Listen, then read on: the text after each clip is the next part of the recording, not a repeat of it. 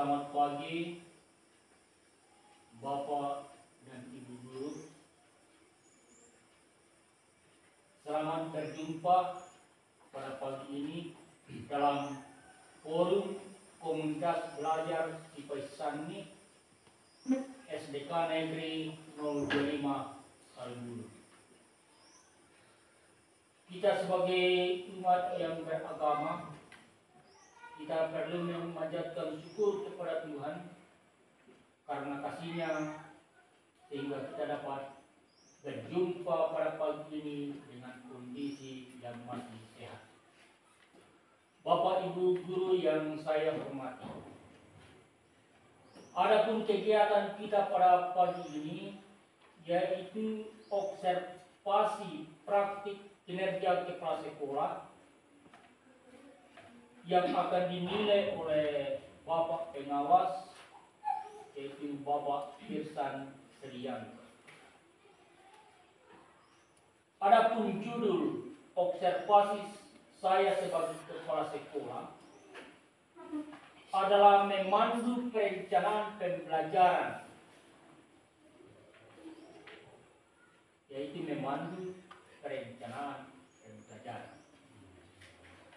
Perencanaan pembelajaran yang efektif dan berkualitas harus kita lihat dari lapor pendidikan. Jadi, merencanakan pembelajaran yang efektif dan berkualitas kita harus berdasar pada lapor pendidikan. Jadi, bagaimana lapor pendidikan itu, disitulah kita melihat bagaimana lapor pendidikan kita. Jadi yang kita perhatikan di dalam lapor pendidikan kita yaitu kalau merah itu berarti sangat kurang, kalau kuning sedang, kalau hijau berarti baik. Jadi saya sudah membagikan lapor pendidikan, jadi Bapak Ibu sudah melihat di situ. Kalau merah sangat kurang dan itu yang harus kita perhatikan. Jadi lapor pendidikan ini adalah patokan kita untuk merencanakan pembelajaran di sekolah kita. Kemudian di dalam lapor pendidikan ini, di situ juga dalam menganggar anggaran dana, kita juga harus melihat atau berdasar pada lapor pendidikan. Kalau lapor ada yang merah, di situ lebih banyak dana dipakai untuk lapor pendidikan. Itulah pentingnya kita memahami itu lapor pendidikan. Jadi saya sudah bagikan lapor pendidikan kita, dan disitulah kita harus memulai merencana berdasarkan lapor pendidikan kita agar pendidikan kita di hari yang mendatang lebih berkualitas.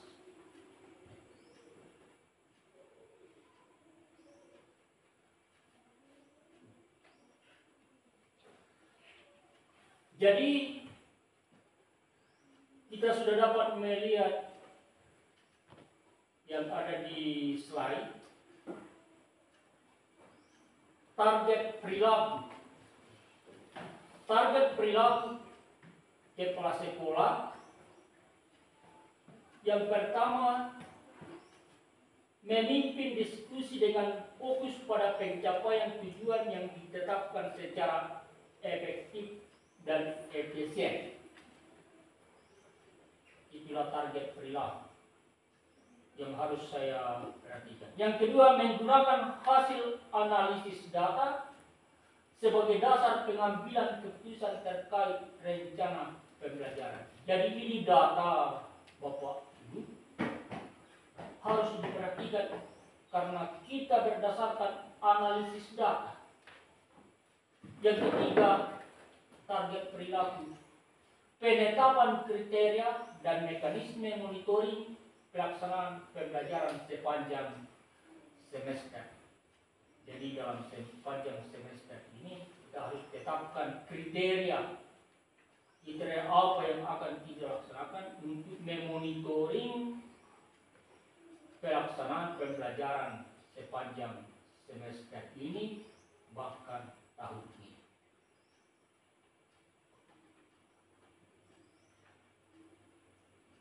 Mengapa seorang guru harus membuat perencanaan pembelajaran? Mengapa ini sebuah pertanyaan? Mengapa seorang guru harus membuat perencanaan pembelajaran? Inilah yang harus kita pikirkan, karena mengapa lapor pendidikan itu merah kalau tidak ada perencanaan pembelajaran. Karena melalui perencanaan yang baik, yang dilakukan oleh guru, guru akan lebih mudah dalam melaksanakan pembelajaran dan siswa akan lebih terbantu dan mudah dalam belajar. Perencanaan pembelajaran dikembangkan sesuai dengan kebutuhan dan karakteristik peserta didik, sekolah, mata pelajaran, dan sebagainya. Jadi perencanaan yang Bapak Ibu buat harus berdasarkan karakter siswa, karakter sekolah kita di mana kita berada, mata pelajaran, dan sebagainya.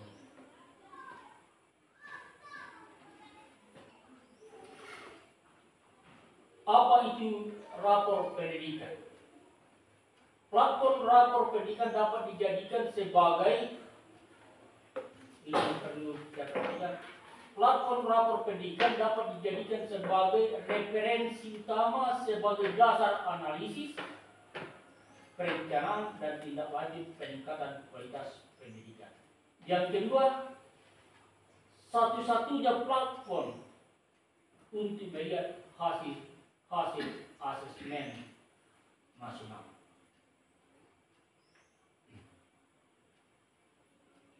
Langkah-langkah apa yang dapat diambil agar perencanaan pembelajaran sesuai rapor pendidikan?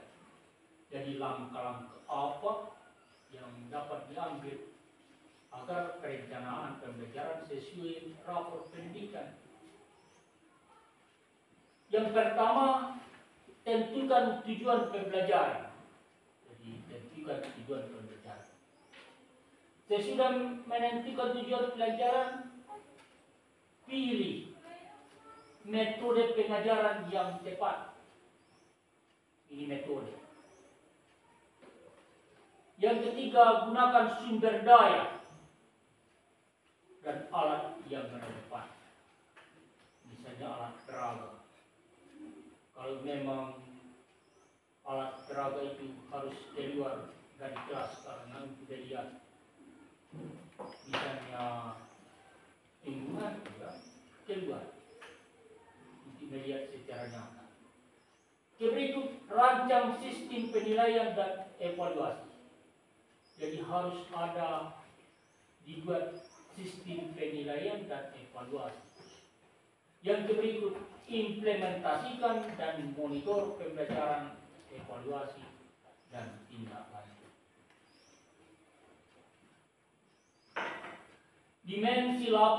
Dimensi dalam rapor pendidikan adalah kelompok indikator yang membagi seluruh indikator yang ada.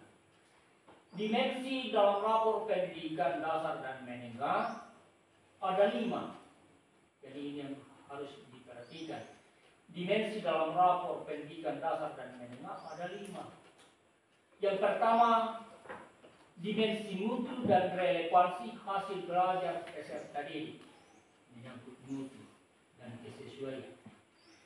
Yang kedua, dimensi pemerataan pendidikan yang bermutu.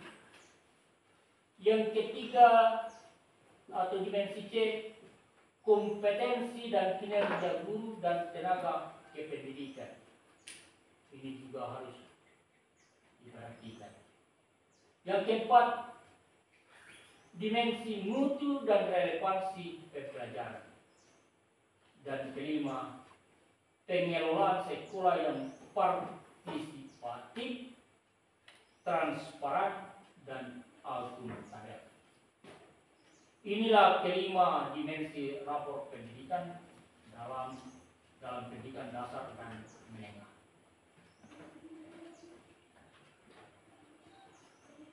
Ada beberapa indikator rapor pendidikan. Ada beberapa indikator rapor pendidikan.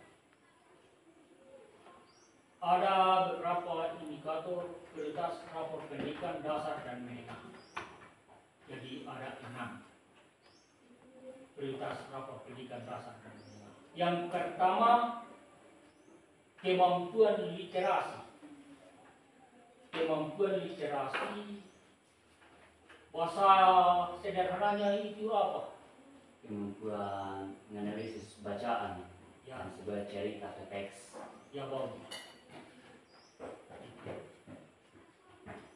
Prioritas yang kedua, kemampuan numerasi. Siapa yang lain mampu numerasi? Terkait dengan berhitung siswa. Kemudian yang ketiga menyangkut karakter. Keempat, iklim keamanan satuan pendidikan. Ini yang harus kita garis bawahi. Iklim keamanan satuan pendidikan. Kemudian 8, iklim kebinekaan. 8, iklim kebinekaan. Dan yang terakhir, 1 kualitas pembelajaran. Dari 6 prioritas ini, itu yang harus kita perhatikan dalam meningkatkan perencanaan pembelajaran dalam sekolah kita.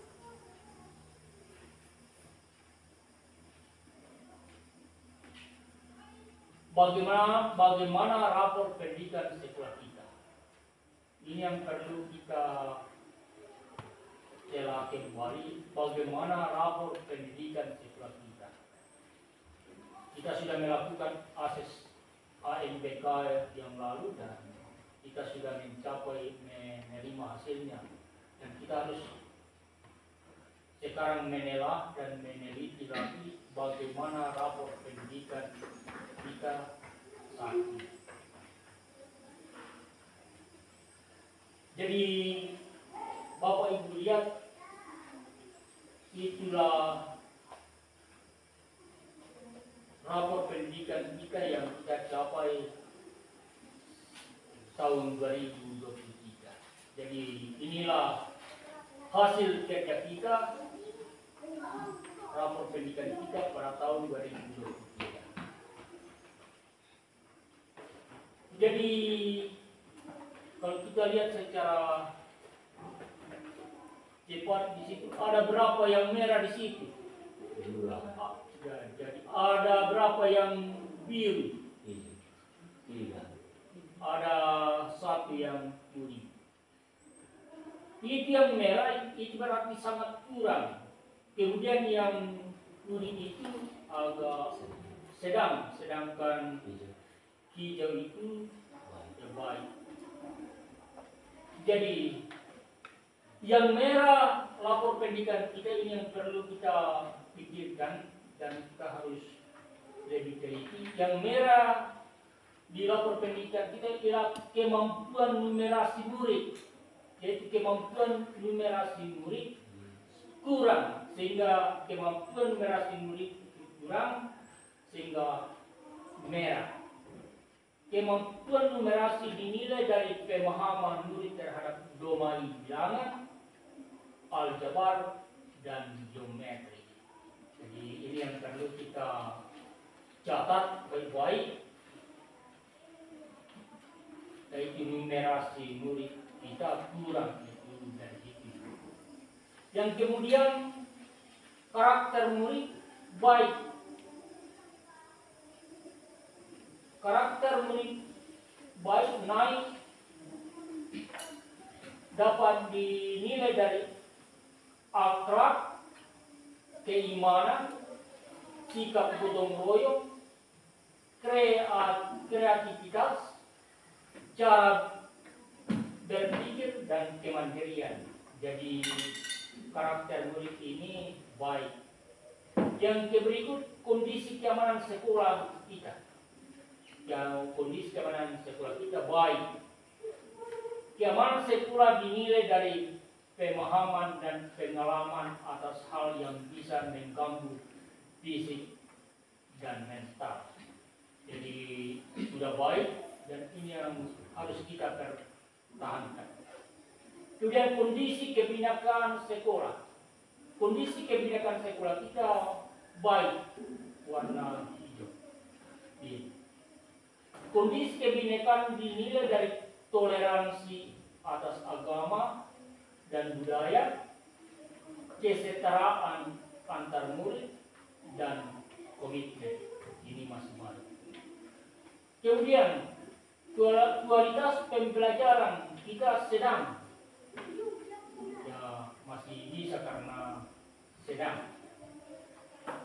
Kualitas pembelajaran dinilai dari metode pembelajaran, pengelolaan kelas, dan dukungan psikologis kepada murid. Ini yang perlu kita catat supaya kualitas pembelajaran kita naik menjadi berubah warna. Jadi metode pembelajaran, pengelolaan kelas, dan dukungan psikologis kepada murid sehingga itu yang kurang. Kemudian kemampuan literasi murid atau membaca. Mengapa merah? Kemampuan literasi dinilai dari pemahaman murid terhadap teks sastra dan teks informasi. Itulah sebabnya karena literasi murid kita kurang sehingga kita pernah mengikuti pelatihan literasi di Manjera. Jadi dari hasil rapor pendidikan kita ini ada dua yang sangat merah dan ini yang harus kita catat. Kemudian ada yang sedang, kemudian yang berwarna hijau kita pertahankan.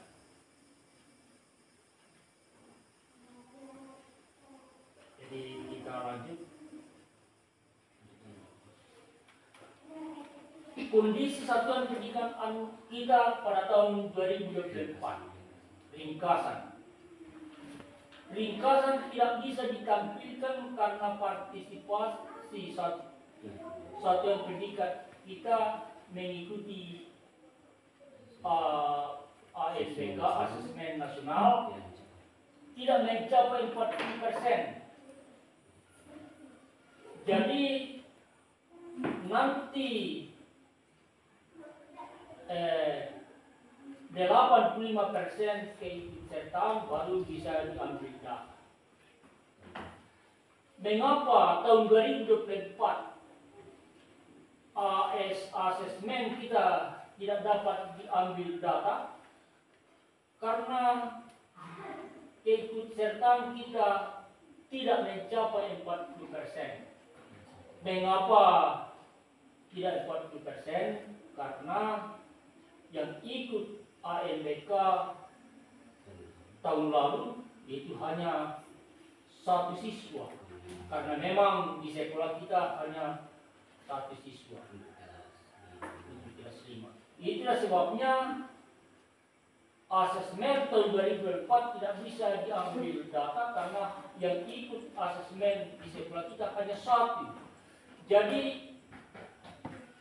rapor pendidikan kita tidak bisa kita ambil dari data 2024 dan kita tetap memakai data tahun 2023 dan itu yang kita laksanakan saat ini.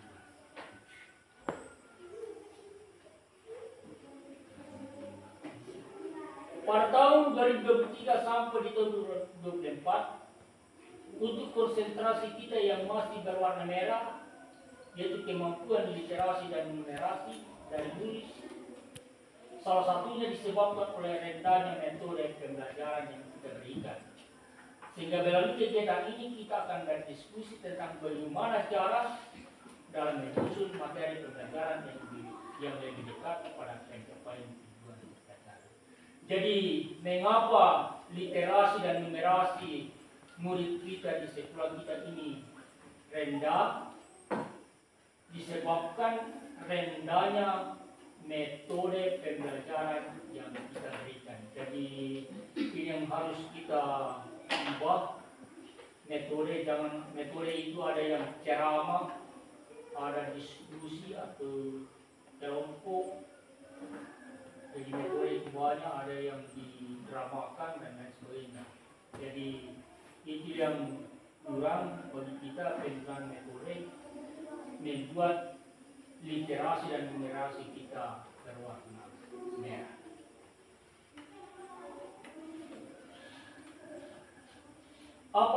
Apalagi yang bisa kita lakukan untuk meningkatkan hasil ini? Apalagi yang bisa kita lakukan untuk meningkatkan hasil ini? Mari kita membahasnya lebih lanjut.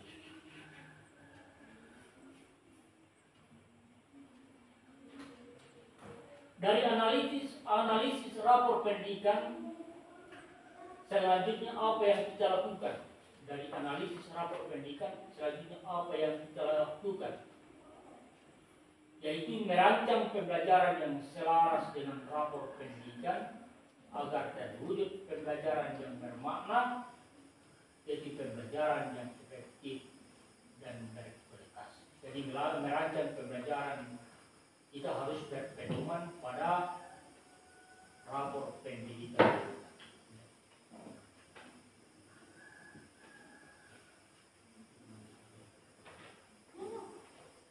Bagaimana alur pembelajaran dalam kurikulum merdeka? Alur artinya jalannya. Bagaimana alur pembelajaran dalam kurikulum merdeka? Jadi dalam kurikulum merdeka ada 4 alur pembelajaran. Yang pertama, alur pembelajaran yang pertama yaitu memahami capaian pembelajaran atau CP. Ini yang perlu kita lakukan, yaitu memahami capaian pembelajaran. Setelah kita memahami CP atau capaian pelajaran, kita jabarkan, merumuskan tujuan pembelajaran. Apa tujuan pembelajaran yang harus kita capai? Itu kita jabarkan, merumuskan tujuan. Kalau tidak ada tujuan, pasti pembelajaran yang kita berikan tidak terarah. Kemudian setelah merumuskan tujuan pembelajaran, kita jabarkan lagi, yaitu menyusun alur tujuan pembelajaran. Menyusun alur tujuan pembelajaran. Kemudian setelah menyusun alur tujuan pembelajaran, kita jabarkan lagi merancang pembelajaran. Dirancang pembelajaran.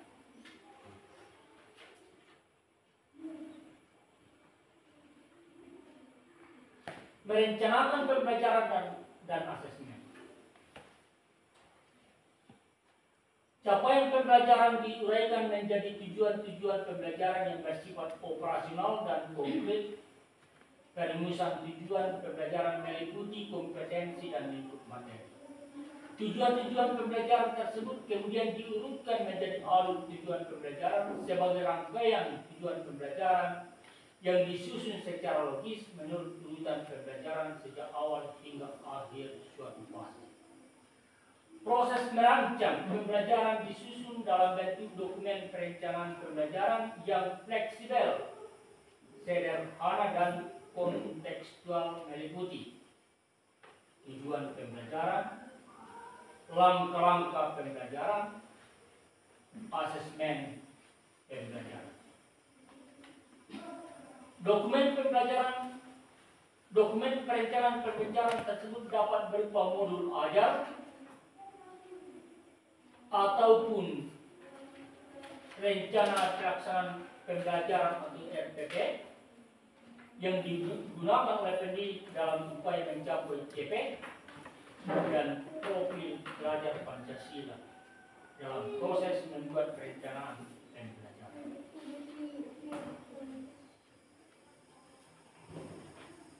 Merencanakan pembelajaran dan asesmen. Merencanakan pembelajaran dan asesmen. Ini perlu diperhatikan.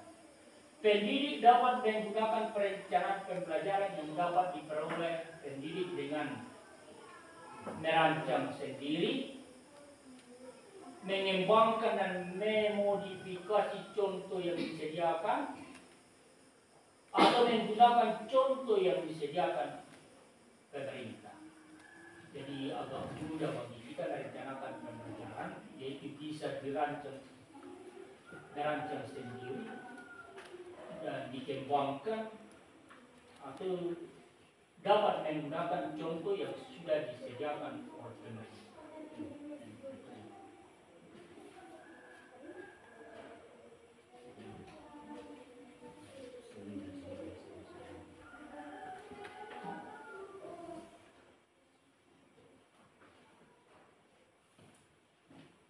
Jadi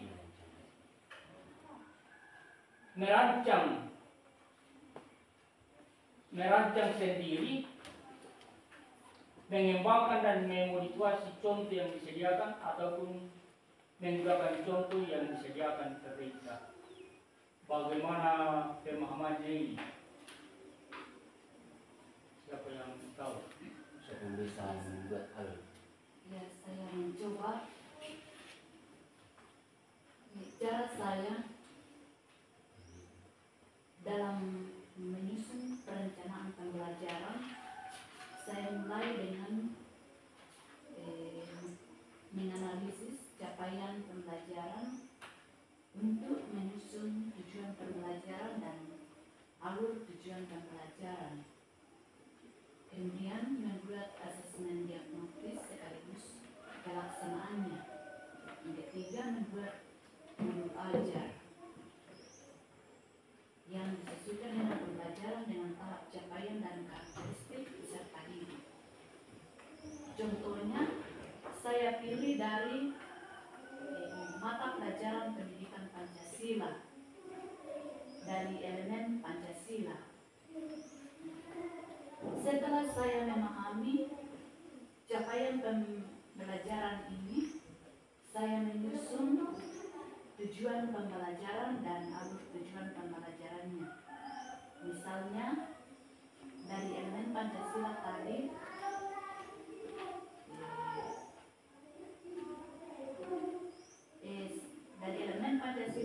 dengan berdasar pada capaian pembelajaran, saya menyusun tujuan pembelajaran dan alur tujuan pembelajarannya seperti berikut. Tujuan pembelajaran yaitu memiliki akhlak mulia dengan didasari keimanan dan ketakwaan kepada Tuhan Yang Maha Esa. Yang kedua, memahami makna dan nilai-nilai Pancasila serta proses perumusannya sebagai dasar negara, pandangan hidup bangsa dan ideologi negara melalui kajian secara kritis terhadap nilai-nilai dan kearifan luhur bangsa Indonesia. Kemudian tujuan pembelajarannya yaitu pertama, menjalankan makna sila-sila Pancasila serta dapat memberikan contoh, sikap dan perilaku yang sesuai dengan sila-sila Pancasila. Yang kemudian, mempraktekkan nilai-nilai Pancasila secara individu di kelas sesuai dengan perkembangan peserta didik dan konteks sekolah. Beberapa contoh misalnya meminta maaf, berterima kasih, meminta tolong dan sebagainya. Ya. Setelah selesai membuat alur tujuan pembelajaran ini, modul ajar. Terima kasih. Ya, terima kasih. Ini yang dipaparkan oleh Ibu Melati ialah alur dari pelajaran. Ya, berarti dia sudah memahami CP, ATP dan macam pembelajaran. Bagus karena dia sudah memahami, jadi lebih ditingkatkan. Siapa lagi bisa memberikan Saya juga. pemahaman? Ya, silakan. Ya, saya juga hampir sama tadi dengan Ibu Melati. Runtutannya cuma ini saya dari contohnya ini yang saya buat dari IPAS. Misalnya elemen itu atau materi, judul materinya itu bumi dan alam semesta. Di dalam topik itu ada salah satu capaian pembelajaran yang harus dicapai oleh siswa, yaitu misalnya judulnya siklus air. Jadi dari capaian pembelajaran itu, dari siklus air itu kita jabarkan ke dalam tujuan pembelajaran, yaitu siswa dapat mengidentifikasi urutan dari siklus air. Ya, setelah kita tahu bahwa yang akan topik yang dipelajari itu siklus air, kita harus tahu dulu apa tujuan pembelajarannya, yaitu siswa mengidentifikasi urutan siklus air. Kemudian dari tujuan pembelajaran itu dijabarkan menjadi alur tujuan pembelajaran, yaitu siswa mengidentifikasi urutan siklus air. Kemudian siswa dapat diajari dengan memperhatikan bagaimana proses siklus air melalui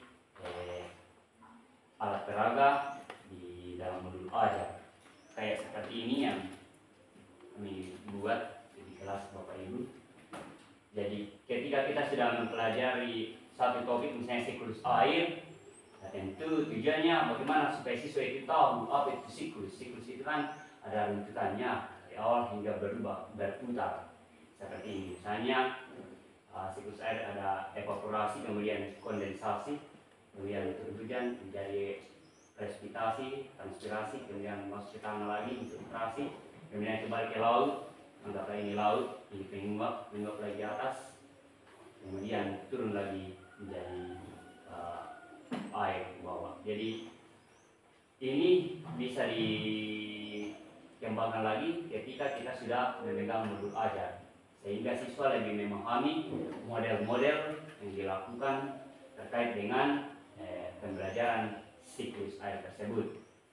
Saya kira itu dari pengalaman saya di dalam kelas. Bagus.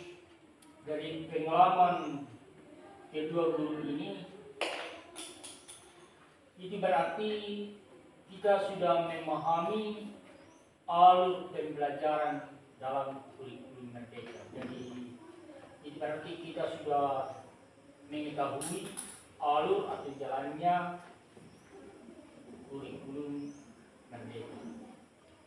Jadi pengalaman yang disampaikan kedua guru tadi sangat baik dan perlu kita tingkatkan untuk lebih memahami dan lebih dikembangkan.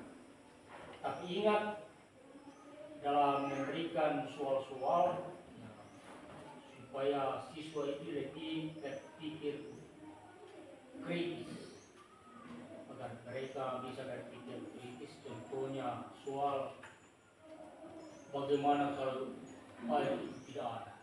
Dengan sendirinya dia berpikir kalau air itu tidak ada, tidak ada diminum, maka harus menjaga air. Jadi terima kasih atas pengalaman dan pemahaman dari kedua guru. Maka sekarang selain proses pembelajaran yang efektif di kelas, silakan Bapak Ibu guru masukkan diskusi terkait metode apa yang Bapak Ibu lakukan untuk mendukung kemajuan literasi murid kita. Jadi adakah metode yang Bapak Ibu lakukan untuk mendukung kemampuan literasi siswa kita? Jadi silakan berbagi, silakan berikan masukan bagaimana cara metode yang kamu lakukan sehingga literasi siswa itu lebih meningkat. Siapa di antara Bapak ini? Ya, saya dulu, terima kasih Pak. Ya, kalau Silakan. saya dalam kelas, ya dalam kegiatan dari saya di dalam kelas 6, saya dalam upaya meningkatkan literasi dengan membiasakan siswa untuk membaca teks.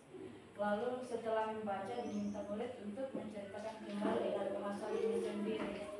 Ya, dan saya juga biasa memberikan pertanyaan-pertanyaan kepada siswa setelah membaca siapa itu tokoh dalam cerita, bagaimana karakternya, dan pertanyaan-pertanyaan lain yang bisa meningkatkan berpikir kritis.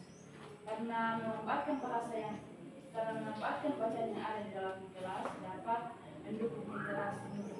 Ya, seperti itu Pak. Ya, terima kasih, berarti salah satunya metode yang digunakan membiasakan murid untuk membaca dan masih banyak metode-metode yang dilakukan tadi. Siapa yang lain? Saya Pak, Terima kasih. Silakan. terima kasih. Kalau saya Pak untuk kursus kelas 1, saya biasa mengajari siswa untuk cepat mengenali huruf dengan cara menampilkan materi huruf dengan banyak dan disertai dengan gambar atau warna yang memicu murid untuk tertarik mempelajari huruf.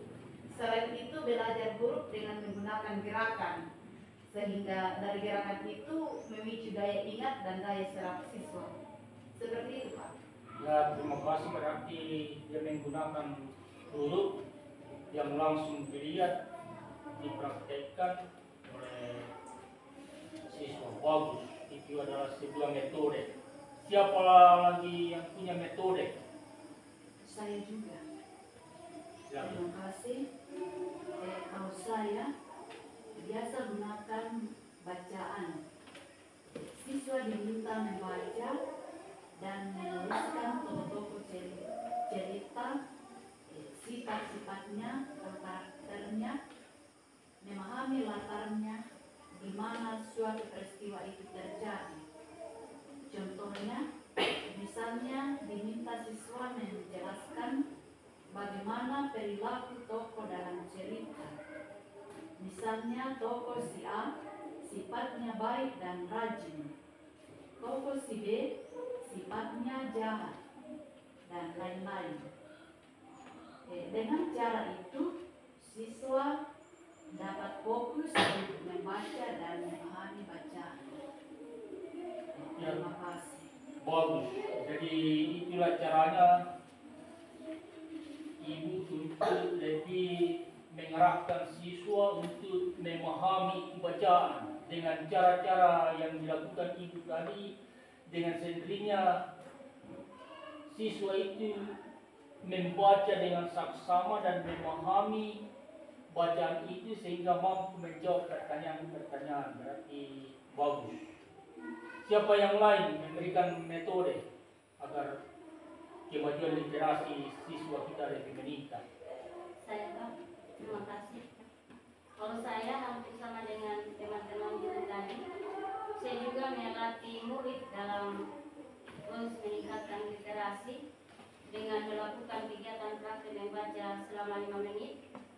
Lalu dari bacaan itu saya tanyakan apa yang murid pahami dari membaca teks tersebut. Dengan cara itu siswa bisa lebih fokus dari bacaan mereka sehingga dapat melatih nalar mereka khususnya dalam berpikir tingkat tinggi dalam memahami sebuah bacaan. Terima kasih. Bagus. Ini adalah sebuah contoh untuk mengajak siswa untuk lebih mau dan lebih giat belajar sehingga literasinya semakin naik. Jadi salah satu contoh ini yang perlu dikembangkan. Siapa lagi? Saya Pak. Ya, saya tertarik tadi dengan Ibu nilai yang cara mengajar anak kelas 1 dengan gerakan. Ya, saya kira itu sangat efektif. Misalnya kita mengajari A, misalnya ketika dikasih begini, siapa yang tahu huruf apa ini? Begini, baru ada garis di tengah. Atau garis tengah baru 2 penutnya. Gini, siapa yang bisa mengenal? Biasanya siswa itu langsung tertarik. Jadi dia langsung menangkap model-model huruf dalam bentuk gerakan. Atau misalnya siapa yang tahu berbentuk ular gini, pasti siswa langsung tahu itu S misalnya. Kemudian kalau saya sendiri ya saya juga hampir sama teman-teman melakukan praktek membaca nyari ya. Waktu lalu pernah diajari di Majeni terkait dengan cara membaca nyari. Ini kebetulan kita sudah banyak datang buku di dalam kelas kita masing-masing ya, ini bisa kita praktekkan membaca nyari. Jadi cara saya untuk melatih siswa bisa memahami bacaan, kita lakukan yang praktek membaca nyari. Misalnya hari ini kita akan mempelajari sebuah atau membaca bacaan. Judulnya langsung dia lihat, langsung siswa itu langsung siapa yang bisa membaca? Perahu nenek moyangku. Ya. Sudah itu kita harus sebutkan siapa penulisnya. Penulis misalnya Sutini dan ilustratornya Hartini Pumiatsi. Sesudah itu kita langsung baca secara bersama-sama dengan anak-anak. Jadi sambil Pak Guru juga membacakan, anak-anak juga ikut. Misalnya, nenek moyang kita adalah pelaut ulung. Mereka juga pandai membuat perahu dan kapal. Perahu apa sajakah itu? Jadi selain itu kita mengajari anak-anak untuk membaca, bisa juga kita lihat dengan memberikan pertanyaan. Siapa yang tahu gambar apa ini? Pasti teriak perahu atau kapal. Nah, cara melatih mereka berhitung khususnya untuk anak-anak yang level fase di bawah. Siapa yang bisa menghitung berapa orang di dalam kapal ini? Pasti benar. 1, 2, 3, 4. Ya, dan lain-lain. Selanjutnya kita baca. Kapal pertama itu namanya apa? Kapal pinisi. Kapal pinisi merupakan kapal buatan orang-orang Bugis. Siapa yang bisa dibuat? Pasti siswa itu biasa langsung berteriak orang-orang Bugis. Ya. Pinisi sudah ada sebelum tahun 1500-an. Jadi biasa langsung berikan pertanyaan. Pinisi sudah ada sebelum tahun berapa? Dia langsung memacu ingatannya 1500-an. Jadi itu teknik saya yang lakukan. Selain saya membacakan, langsung saya juga berikan pertanyaan secara langsung sehingga siswa itu langsung fokus pada bacaan apa yang dibacakan dan juga fokus pada setiap pertanyaan-pertanyaan yang diberikan. Itu yang praktek yang saya lakukan di kelas Pak. Terima kasih. Bapak Ibu sudah memberikan metode-metode, kita sudah melaksanakan diskusi, biarlah apa yang Bapak Ibu sebutkan tadi lebih dikembangkan. Kita sudah berdiskusi. Sekarang apa kriteria atau indikator keberhasilannya? Apa kriteria dan indikator keberhasilannya? Yaitu daya serap tinggi baik perorangan maupun secara kelompok, kedua perilaku yang digariskan dalam tujuan pengajaran atau indikator telah tercapai secara perorangan atau kelompok. Otomatis prioritas dilapor pendidikan menunjukkan hasil yang baik. Jadi dengan selesainya kita belajar dari rapor pendidikan ini, maka hasilnya daya serap siswa itu baik secara pribadi maupun secara kelompok akan meningkat, dapat terpenuhi. Kemudian perilaku yang digariskan dalam tujuan pengajaran ini tercapai baik secara perorangan maupun kelompok. Saya tambah Pak. Ya, kalau misalnya daya serap tinggi perorangan maupun secara kelompok, saya kira setelah kita lakukan tadi praktek dalam kelas beberapa waktu lalu, memang ada peningkatan ketika kita menggunakan alat peraga. Misalnya seperti ini. Setelah kita buatkan alat peraga seperti ini, siswa sudah mampu juga menggambar secara sederhana melalui siklus air. Jadi dia juga sudah bisa gambar walaupun dalam bentuk hanya lingkaran saja, lalu ada bagian-bagiannya. Dia langsung ada peningkatan ketimbang saya hanya menceritakan dari buku. Tapi ketika dia bisa lihat, ketika saya kasih dari akhir materi siapa yang bisa menggambarkan, ya, kebanyakan siswa itu sudah bisa menggambarkan siklus daripada air itu sendiri di sekilas seperti itu. Jadi terima kasih. Jadi dapat kita melihat daya serap tinggi baik perorangan maupun secara kelompok meningkat dengan adanya metode-metode yang kita lakukan menggunakan alat peraga dan kita berdasar pada rapor pendidikan kita.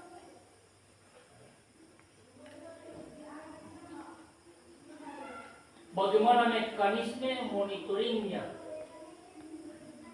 Bagaimana mekanisme? Melalui supervisi akademik secara berkala dan berkelanjutan untuk memantau sekaligus proses pengumpulan, penganalisian, pencatatan dan pelaporan dan penggunaan informasi tentang pelaksanaan kegiatan pembelajaran tersebut. Jadi untuk mekanisme monitoringnya, saya akan melakukan supervisi akademik secara berkala dan berkelanjutan dalam satu semester.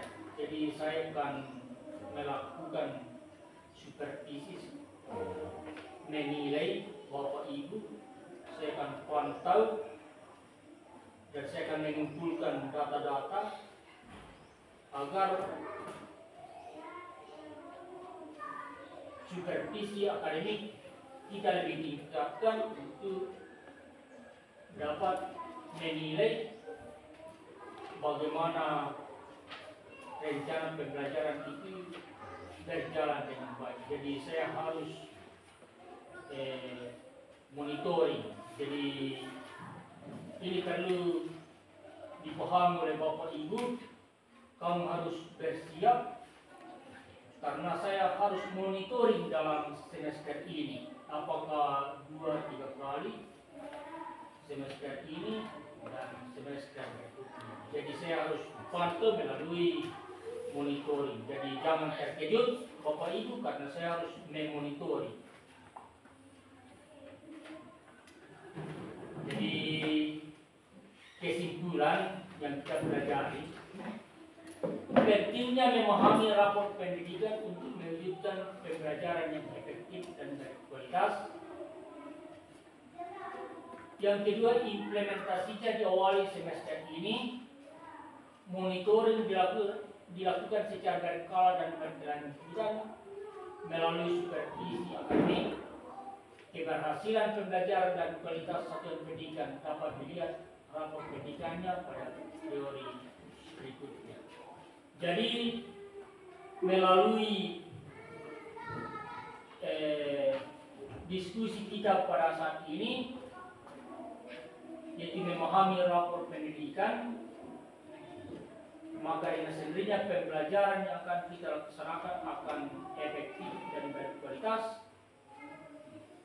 Dan kita mulai pada semester ini, dan saya akan melakukan monitoring secara berkala dan berkelanjutan, dan keberhasilannya dapat dilihat dalam rapor pendidikan teori berikutnya. Dalam arti kita sudah melihat rapor pendidikan tahun 2023 dan tahun 2024 ini. Maka melalui diskusi ini Bapak Ibu harus bekerja melakukan pembelajaran perencanaan menggunakan metode, menggunakan alat peraga, masuk kelas dengan punya persiapan, dan selanjutnya tugas kita dalam tahun ini akan kita lihat hasilnya pada asesmen tahun yang akan datang. Jadi kita harus kerja keras, dan kita sudah melihat apa rapor kita yang merah. Mari kita kerja keras. Mudah-mudahan tahun yang akan datang rapor pendidikan kita semuanya hijau.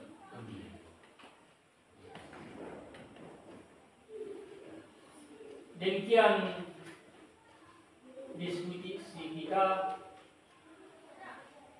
biarlah kita saling berbagi, saling belajar lebih baik, saling memberi pemahaman agar melalui diskusi kita pada saat ini itu membahas rapor pendidikan itu, rapor pendidikan kita yang akan datang akan berubah dengan baik. Demikian diskusi kita.